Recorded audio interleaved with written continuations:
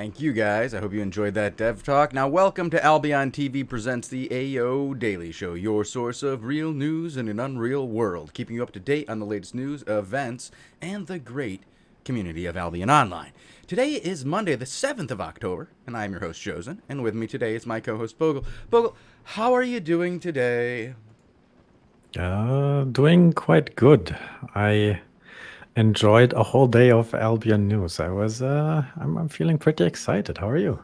I'm doing okay. It's a bit of a mixed day for me. I had a rough weekend, but I'm getting through it now that I have the joys that are the fake world of Albion Online. You can just let the real world go and just pay attention to this fake news that we have coming for you today. But we have some really good fake news for you today, Bogle.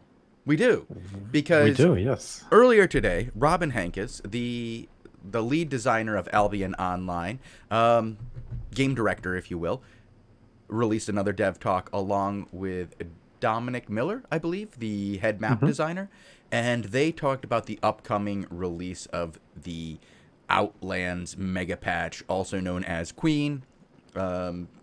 So I'm super excited about that. But Bogle, it's Monday. So before we get into any in-depth conversation on this brand new dev talk and the interesting hmm information that was released today on this new map, let's talk about what happened last week, because it is Monday. And on Monday, we talk about last week today. That's what we do. Yes, sir, we do. We try to keep this little playlist or try to create this little series of shows where you can just follow along and see what's been changing. So you don't have to watch all the week to stay up to date, but you can just if your news is the main purpose of watching this, then you can watch us. So last week was big, had a lot of things. I think we have to go 1 day or two Yeah, days before Monday even. yeah, we'll start with Invasion Day. On Invasion Day, we had a pretty interesting Invasion Day. Both the NA and EU were pretty kicking. It had a completely different outcome than what we were expecting. We expected to see lots of conflict in Mercia. Not conflict, the Hmm. guild, but the actual Yeah. the conflict, actual conflict. Yeah, we Fighting. expected Money Guild fighting June for control over the Mercia Towers specifically, but it turned out to be a very different, and it Yeah. turned out to be Money Guild trying to snipe some of the high tier crystal towers. Mm-hmm. That didn't quite work. Shozen, I'm not sure how you would call this in retrospect today. Well, okay, so they went and they tried to snipe out those high level towers because they're going to use them in crystals, and they figured that mage raiding was much more profitable than actual mage Hmm. defending, because mages had been murdered day in and day out since the beginning of the season. Seasons and seasons and seasons have been mage murder. That's just what people do. But Mhm. when that happened, yes, Money Guild was able to get the tower. However, starting on Monday, or actually it might have even been Sunday, Daddy or Big Daddy, um, an alliance that's comprised 100% of good guilds, decided to do what good guilds do, and they defended their mages. And since they were able to see, Money Guild went after and sniped these towers, but they left all of Mercia free. And June and the Big Daddy alliance were able to go into Mercia and get a bunch of extra territories, which Money Guild has been, and Oops have been able to in the past go and take them in through GVGs. But they figured they were just going to let Daddy take them, and then they would raid their mages. However, Daddy went so hard on defending mages that by Tuesday evening, Bogle, June had Mhm. passed Money Guild significantly. Significantly. And And by, then yeah, and then the surprise happened that I didn't expect to happen so fast. well, we're getting to Wednesday here. But on Tuesday, we got a little bit more stuff that doesn't have to do with June and Money Guild, as it was the 1st of You kind October. of started the story. Now you Oh, have you to want me to finish finish it. it? Okay. So on Wednesday, Money Guild basically said, we're done. We're done here. Just like that. Just like that. They said, this is too hard, too much work. They have figured out how to beat us. These numbers are going to beat us. We're done. They bowed out respectfully. Many statements were made by both sides. However, not all of them were respectful. Both King Mojo and Derek had respectful statements, so you have to give them both props. Winning, Mm. once again, respectfully, and Derek bowing out respectfully and saying more things about content and the idea of bringing up his alliance members instead of fighting for a goal that will probably not end in victory for just them, because they're going to get their crystal anyway. They've already gotten that, and getting first would deny crystal basically to a bunch of their own guys, probably even deny gold to a bunch of their guys. They're going to move on with this season, and June's just going to take first, it looks like. But on Tuesday, it was October 1st, so we had the new Harvest Challenge, and we had a new Recruit a Friend Challenge. The Harvest Challenge had some big news because we have the Spectral Bat came back. Returning, yeah. Yep, and we saw that for the first time. It was mentioned in the past that this might be an idea. They were thinking about it, I think, was the latest info, but then it just happened. And a bunch of the discussion was around whether or not that is a good idea and whether or not there was sufficient warning.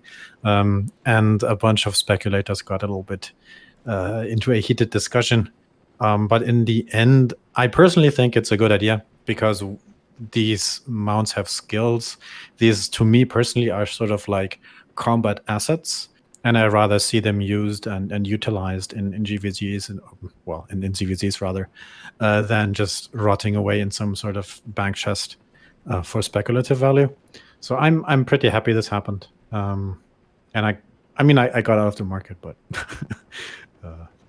yeah, I think it's cool to see them back. I like it because it makes them so they will be useful again. Right now they are, like you said, a speculation, and the longer it is since they've been out, the more it is a speculative tool instead of like a collector's item instead of an actual cool thing to have and use in the world. And there's some of these mounts that are very cool, like the giant horse, the big bear, there's a lot of them that I just want to see come back, really, and just be reused in the world.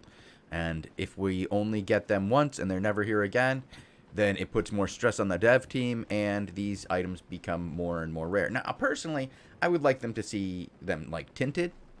Like, not even a new skin, just a new tint, so that they are so similar that they stay cost similar, but you know which one you're riding. Like when people see it, they go, "Oh, damn, that's one from 2018. That's cool." You know, maybe for the future. Why not? So I think that would be neat. But other than that, I am very happy to see this, and I think it's a good change.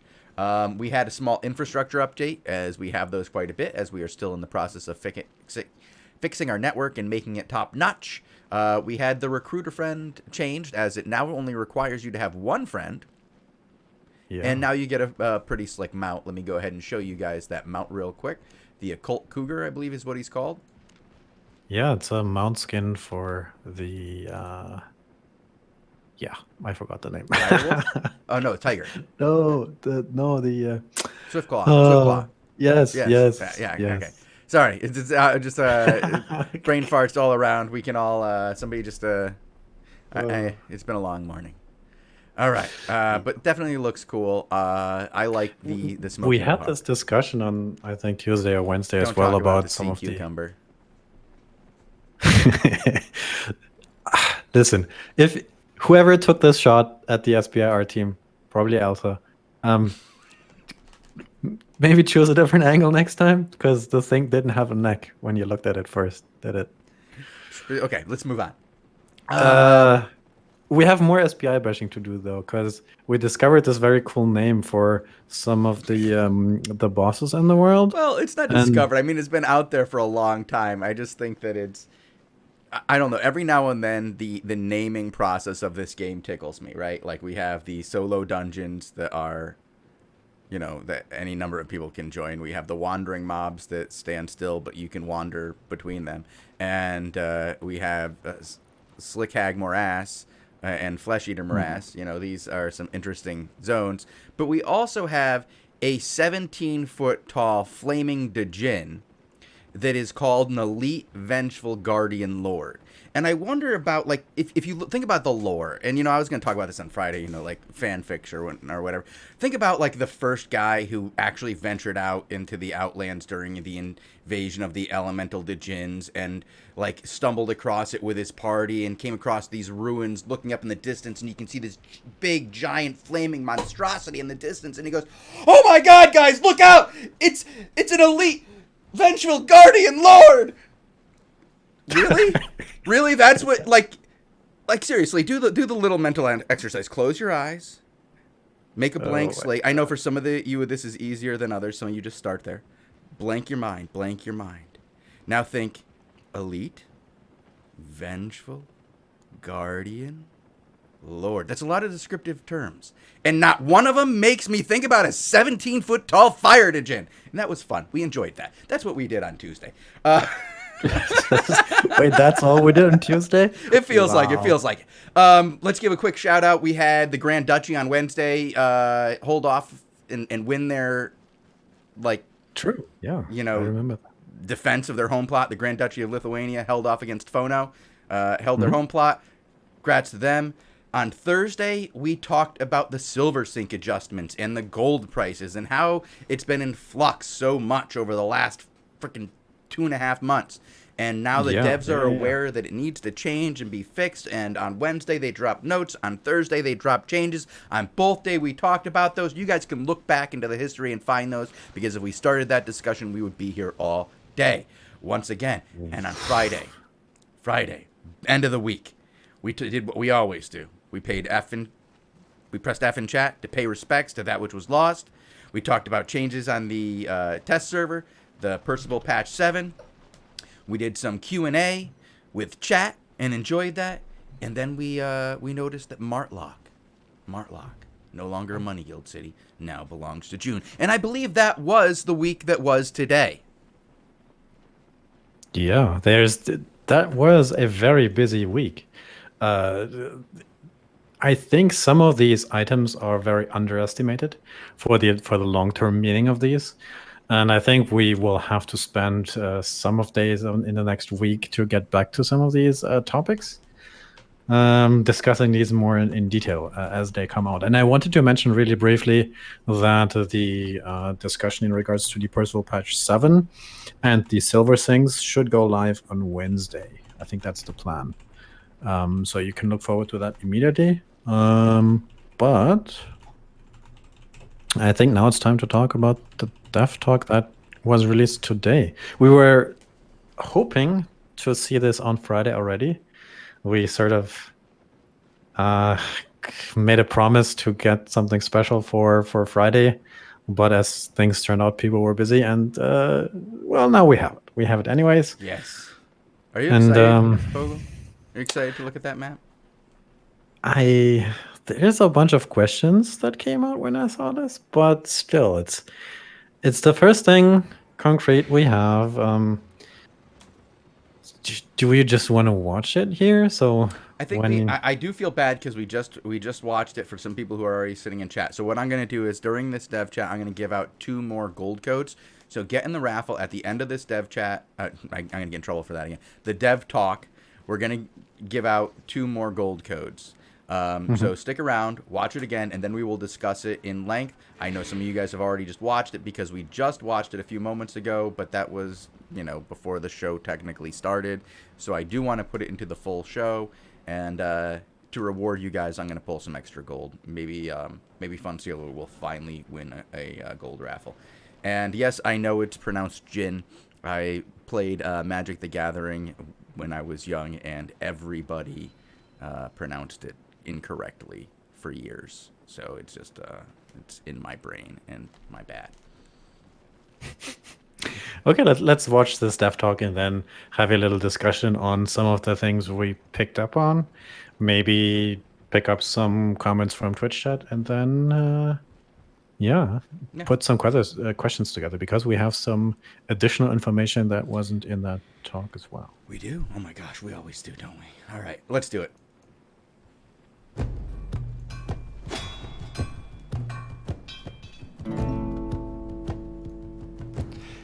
Hello and welcome everyone to yet another Albion Online Dev Talk. Last time we talked about the massive improvements coming to Albion Online with its next major content update, and today we're going to go in depth with one of the key changes in that content update, the new Outland map. So with the next update, the world of Albion Online is going to change for good. We're bringing in an all new Outlands map, removing the old Outlands, and in this way we're going to revolutionize the Outlands gameplay and lay the foundation for our key features, hideouts, and open world territory conquest. Before we get into how awesome this new map is though, I'm guessing a lot of you are wondering how this change is going to happen and what is going to happen to all of your stuff that you have in the current Outlands. So I'll give you a quick overview. First off, we don't know the exact timing of the change yet. We will certainly announce this happening at least a month up front, ideally a month and a half, but unfortunately with the complexity of this change, it's really hard to predict when we will be actually ready to roll out the update and make everything happen. So bear with us, we'll announce everything as soon as we know the exact details. Now, when the world change is announced, it's probably a good time to start thinking about what will happen to your belongings and how to save them. There are certain things which we plan to automatically recover for you or save for you. This will most likely be the items that you have in your personal banks in any territories or in siege camps in the Outlands. And it will very, very likely also include the guild vault content, so any items in shared bank tabs in territories.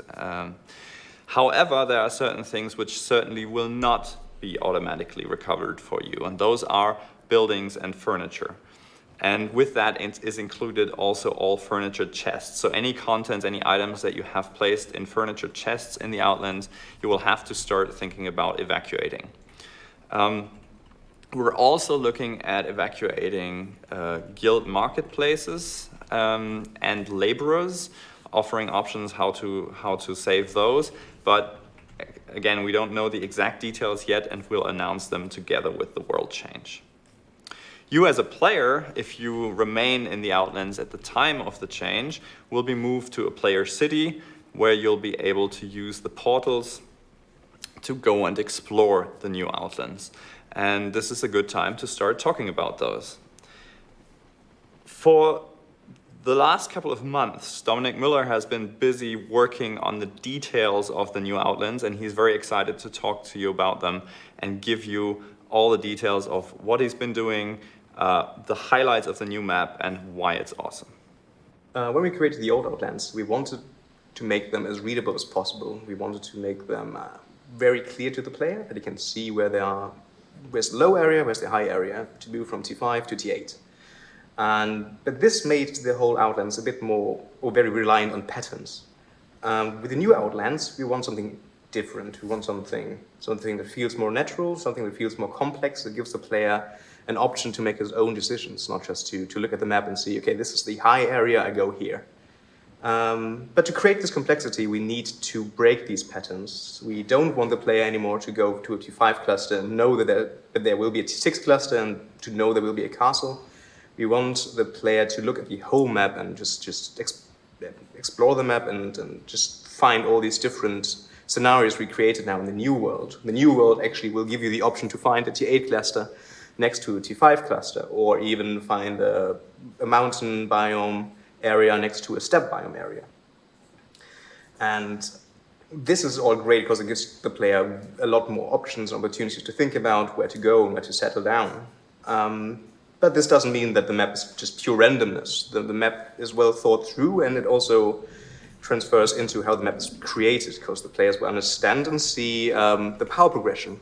It will still be the same feeling. The deeper I venture into the Outlands, the more high-value things I will find, the higher will be the tiers, the higher will be the things I can do. But this doesn't mean that there will be just T8 cluster next to another T8 cluster. This means there will be more T8 and more T7, but still a T5 here and there. Additionally, what's also new is that the higher the area is I control as a guild, for example, the more vulnerable I will make myself, as the map is designed to open up attack spaces for more valuable areas. What does it mean for us? For us, this means that big guilds or big alliances who will fight for the most powerful areas on this map will actually open up to be attacked themselves with more power they get. So the stronger I am, the more vulnerable I am, which also creates more conflict, which we really like. And this also offers smaller guilds and medium guilds to fight for smaller objectives, as there are still really cool areas around there, not just in the middle, but all over the map, as there is T8 here and there, there's castles here and there, there's home bases here and there. Basically, whole map is a lot more mixed. As you can see, there's a large variety, and as we want you to venture out in the Outlands to actually live there, there's many questions you have to ask yourself, as you want to be as self-sustained as you can be, I guess. You will need to figure out, do I have access to all the resources? Do I have enough nourishment for my buildings? Do I have a farmland? Do I have access to a good farming option? Is there a dungeon or a home base? Is this the spot too good for me? Are there going to be a lot more stronger contenders trying to get my spot? Or is there option for not just conflict, but also partnerships? Is there a neighbor I can like rather than attack? Is there an option for an alliance? Or can I hold this position? So as you can see, there's a lot to the value of a certain area. It's not just about, okay, here are the biggest numbers, but is this area attractive for me, for my needs, for my guild, for my alliance? But this is not only for the alliance and the guild players. The whole map is also created for the solo players. If you don't have a hideout, we provide you now with 3 new cities. Well, to be honest, they're not really cities. They are outposts, trading outposts. Inside these cities, there will be a marketplace and a bank, which will allow you to safely place your things into a bank and trade a bit, maybe have some trade runs from these cities to the portals and back again. With Carnion losing its portal to the Outlands, the biome cities will become a lot more important, as they are the only remaining connection to the Outlands. We created 3 portal clusters for each biome city, which will allow players to more securely enter the Outlands, but also still be in a vulnerable position. With the world map update, we also took a look at the time zones, as we know that many are not too happy with the current situation. And I'm very happy to announce that we have now 7 different time zones. We have time zones ranging from 0 to 21 UTC, and these are 0, 3, 5, 12, 15, 18, and 21 UTC. There will be content available for each of these time zones for NA and EU and everybody else, such as castles, outposts, and home bases. All else I have to say is that we're really excited to see what you guys are going to do with this map, and we are really proud of what we've created. There's so many opportunities and areas that are worth fighting for. I'm looking forward to see what you guys are going to do. And there you have it. Now, I'm really excited about the new Outlands. I'm really interested to see what strategies you'll employ and what you'll discover in this new world. And in general, I'm also really interested on your feedback on this change. We'll, of course, keep you updated with any new developments that happen in the new world, and we'll give you updates on all the other key changes coming with the next content update. But for today, that's it. Thank you for listening, and stay tuned for the next Dev Talk.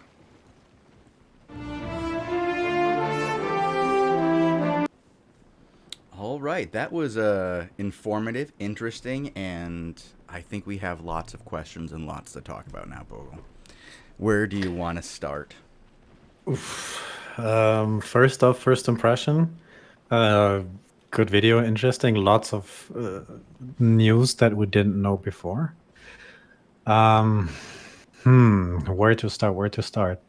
So, I mean, he starts off with announcing what will happen to our stuff, right? So that's one of the bigger questions a lot of people had, and I'm glad that this is solved now. I know somebody asked earlier, well, are battle vaults the same thing as territory chests? I think so. And we expected stuff to get moved. I know you're not quite happy about that. There's nothing I can do. But can you live with that? Yeah, there's literally nothing I can do about it, so I'm not like gonna get upset. I don't get upset about video games. I'm not. It doesn't really happen for me. Bogul's like, but I do. Can you be upset for me? Don't you understand? This is Albion, sir. How? I see you are preparing some things in the background. I like how you called this in one of our notes. I think you wrote down ghetto screenshots. Yeah, these are my ghetto screens. So we asked Elsa about a high resolution, nice, good looking thing we can show off on stream and go through the different things there. But the response was it's No. not quite finalized yet. Oh, That was no. it was also it's not quite done. No, yeah. And He also was said, much nicer than that. He says was work in progress on the bottom right. Can't you read? yes. Like, oh, It's okay. not done. They're currently working on it. This is a general idea of what we're going to see. Things are expected to change, but this is what you're looking at for a general idea of how this new map is going to work. We're going to have a very diverse set of territories where it's not all of the T8s aren't in one area, but they are more concentrated towards the center, but you can still get T8s out on the outside.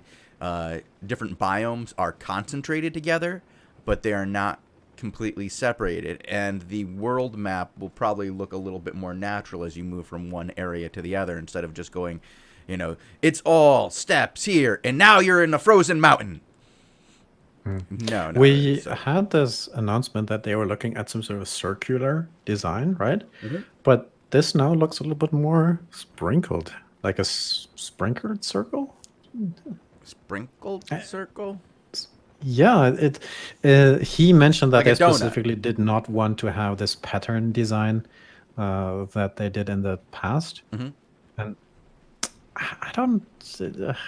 I'm having trouble seeing a pattern other than. Well, yeah, we don't. I mean, we don't have a good key. We know where the cities are. Yes, we think we know where the dungeons are. Yes, we know what tier the zones are. Yes, we think we know what these black lines mean. As those are, you can't get from here to there without going to here first, which is interesting. As you go to, what I found was interesting is how the different portal zones work. We were all concerned that you would go to one portal and then it would be camped and there was no place for you to go. Now it's like you get 3 portals for each city. They're clustered around each other. I might like to see more, to be honest. I wouldn't mind seeing, if you're going to do that, do a 4th one. I don't like the ones that have one area in the center of the 3 that is water, whereas some of them aren't water. And that seems like it gives a huge advantage to whoever's trying to gank in there is if there's not a water one in between, because then you can go to all 3 of them, find out where your opponent is going, and then move your forces there. I mean, theoretically, what will happen is you zone through and you're like, oh wait, it's bad. Go to a different one. You zone back, and then you choose a different one. I mean, that's probably it's going to happen. Yeah, but, I like the idea behind it. I think that it's a good concept. Maybe if they were spread out a little bit more, it would be safer. I just worry with them all jumped in. But this is just my initial thoughts. These are just what worries you, what piques your interest. Get them out. Think about them. I'm not concerned about any of these. Let's be clear. Like, this is just what sticks out at me. Other things that stick out. There are these white little bars in here. We don't know what those are. Are those the, how do you say, like, the tunnels that go between zones, where we have those tunnels I think so. that we have now? Yeah. Or, as we looked at, we were looking at the video. I'm going to bring it up again, just a second. Yeah, while you find that, we saw in these videos that there is some sort of castle, like gate-like structures. Yeah. At least on the design 3D map there. And we were wondering if that's some sort of new thing that we might see, or if that's just somebody just having that on the map there for no apparent reason. Well, I think it's going to be tunnels, honestly, because we have that concept. Well, I don't know what it is. It might be like a gated area that is different. Like maybe some are tunnels, maybe some are bridges, whatever they are. Maybe they're just choke points, like long choke points, like the tunnels are. Because if you look at the map here that I'm showing now on the screen, this is when they were showing how the portals are all linked together and close together. I believe this area is, if you look over here on the map, this is the forest over here. So there's some gates, 2 of them, Now they could just be aesthetic gates on the map that don't actually I do think they anything. might. I But think because they are something completely new that we've never seen on the map before, I wonder, are they something that we will see having a gameplay effect? Because we've never seen a gate like this on the 3D map. And we have heard, now we don't know if this is going to change completely. We've heard they're making changes to the map at some point. And so I don't know if, like, 3D assets on the map is, like, just extra, like, doodads, basically, would be something they would make for this map if, like, the map changes or something that's going to be in the future. But if you need to have an image on the map to say something so that you can see it, then you have to make that doodad and put it down on the map. Okay. Another thing I did that I wanted to bring up here is I counted the distance a little bit. So, because one thing that is going to happen once we get the higher resolution image of this is that that a bunch of guilds are going to plan where they want to end up and where they want to stay. And one consideration there is probably distance to a portal or to a safe zone or to a trading city. And the distance between your portal and the cities, the trading posts, seems to be around 7 to 8 to 9 zones. And the distance to go from a Outlands portal to the center of the map is I think, around 10-ish. If you compare that to, saying moving from a current Outlands portal to the Royal City, so or other way around, moving from a Royal City to Carleon is about 5 zones. Yes. So you have a reference there. Yeah. But that brought up the question with the whole redesign and zone redesign, will the size of the zones be the same, right? So if I travel 5 zones now, will that be the same if I travel 5 zones in the future, or will they be different size and we can't judge the distance by just looking at them? But assuming it's the same, it's pretty big. Yeah. Is it? Yeah, it looks like it's a big map. There is another question that was just brought up in chat, Bogul. One that you and I never even thought of. And it's clear on this version of the 3D map, there are boat travel paths around the outside of the map. And it looks like they land up here in this little cove. If you look at the 2D map, on the top right, you see a little dotted yellow line that connects the 7 and the 6 there, the yellow 7, the green 6. I think that's just zone connections. Maybe that's the same in this case. All right. I would assume that, but I wouldn't assume like harbors or going from one side of the map to the other. I don't know, but I wouldn't assume. Well, that might make it interesting if there is some kind of thing like that. As you notice, like right now on the upper map that I'm showing, we have those 3 portals, again, with a water tile in between. If there was a way to travel, like, over water between them, that would be an interesting change to the game to get into multiple locations. But again, we are just speculating. We have no idea at this point what those mean and what there is there with that. All right.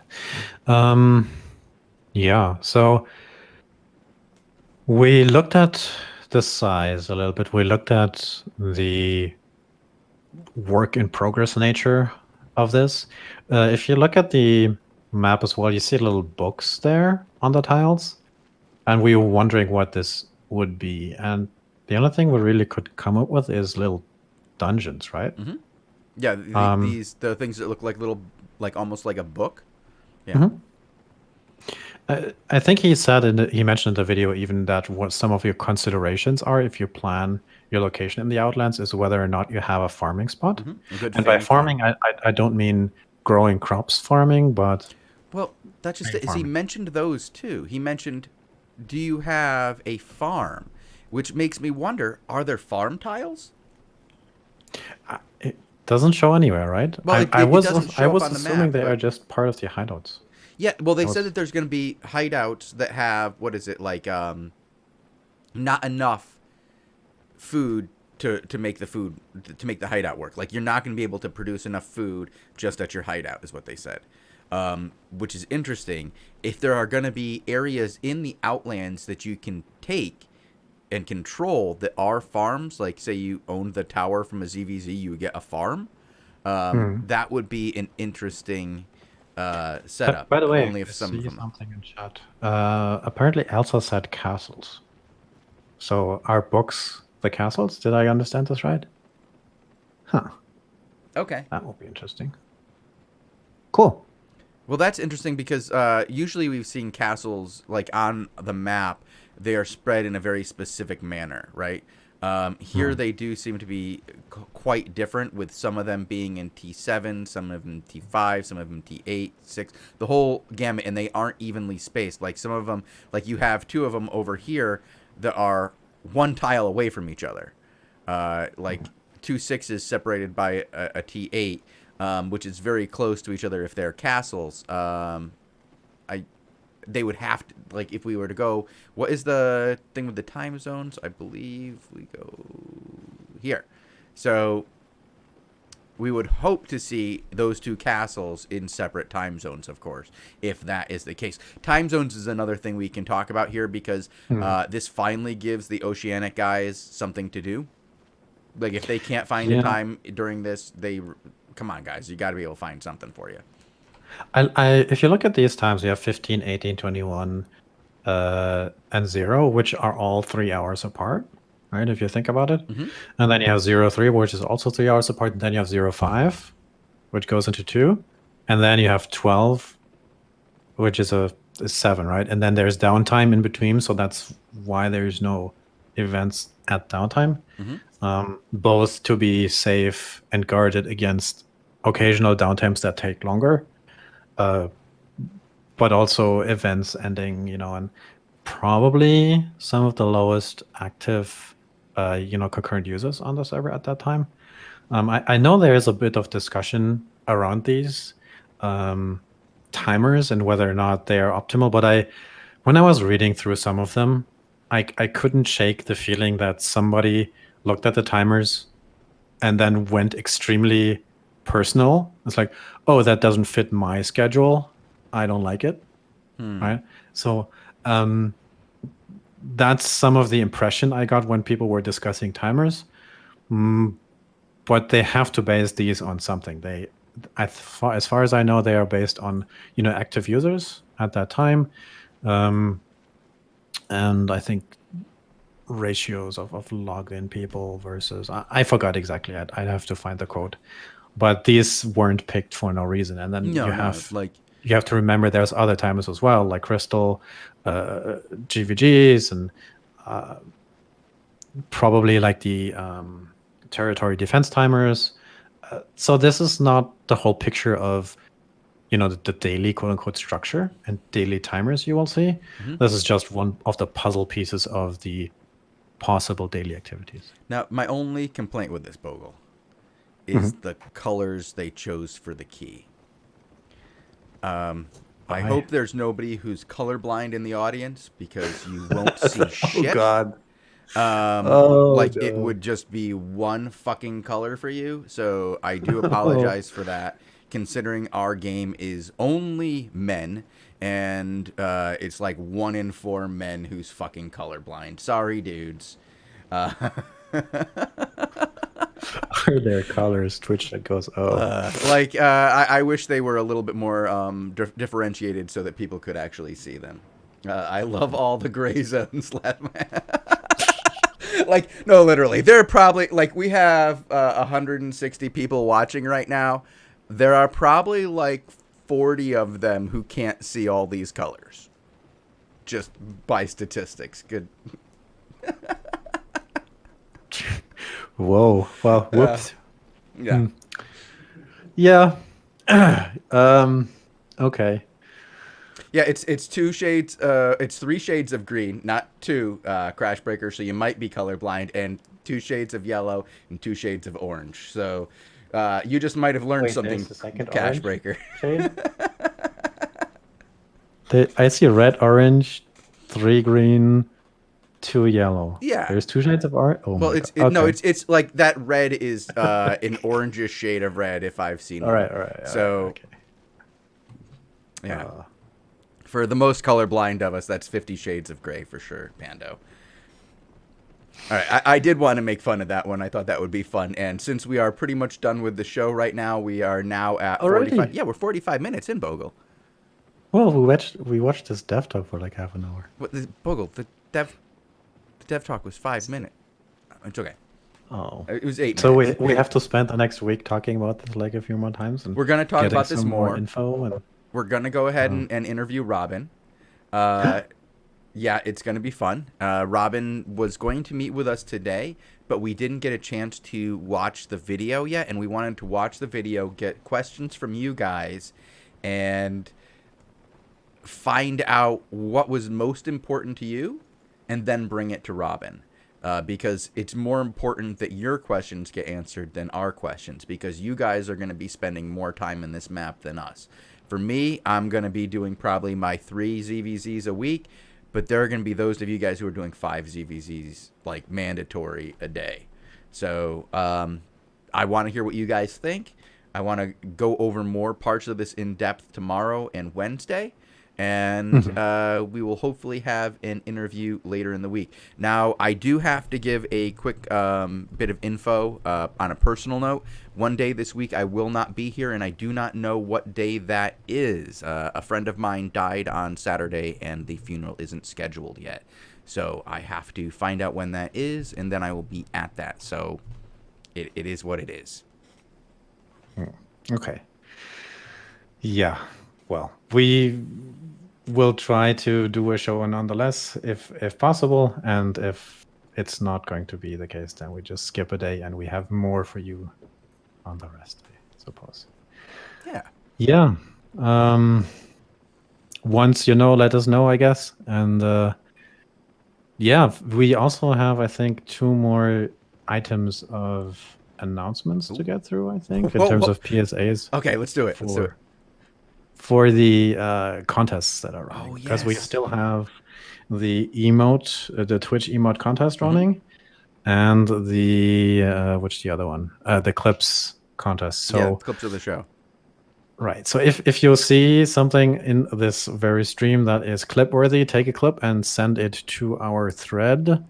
They are on the Albion forums in the general questions and discussions section. And we will pick a few of these clips every week and award gold codes for them. Yeah, that's the first one. And the second one is that we're looking for Twitch emotes for this very channel. If you have suggestions, we already have a few incoming. Thank you very much for that. But over the next few probably weeks, maybe even months, we will pick some of these, and the winners who submit and get chosen not only receive their icon here on the official Albion Online stream, but also will get 30 days of premium. Yes. Yeah. So those are some excellent contests. We've already have our first emotes in.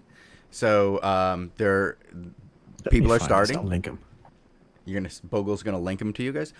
In the meantime, I'm gonna announce all of our winners because I've pulled 4 raffles this afternoon. BD4, you have won the raffle.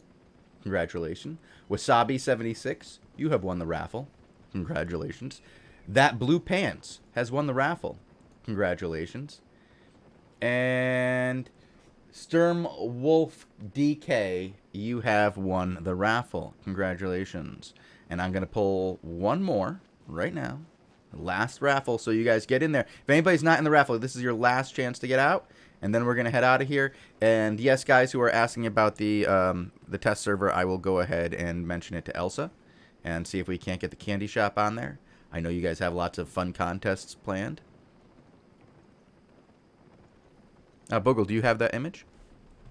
For? You said you were going to get, not image, the link to the chat. I posted it in Twitch okay. chat already. All right. But there's so much raffle going on right now that it's... It went by faster than I could even look. Yeah. I want to see where that is, and I will show everybody. I believe.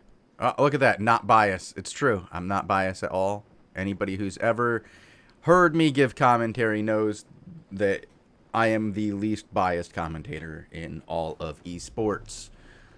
I am basically as unbiased as Skip Bayless when talking about the Cowboys. So let's just be clear here.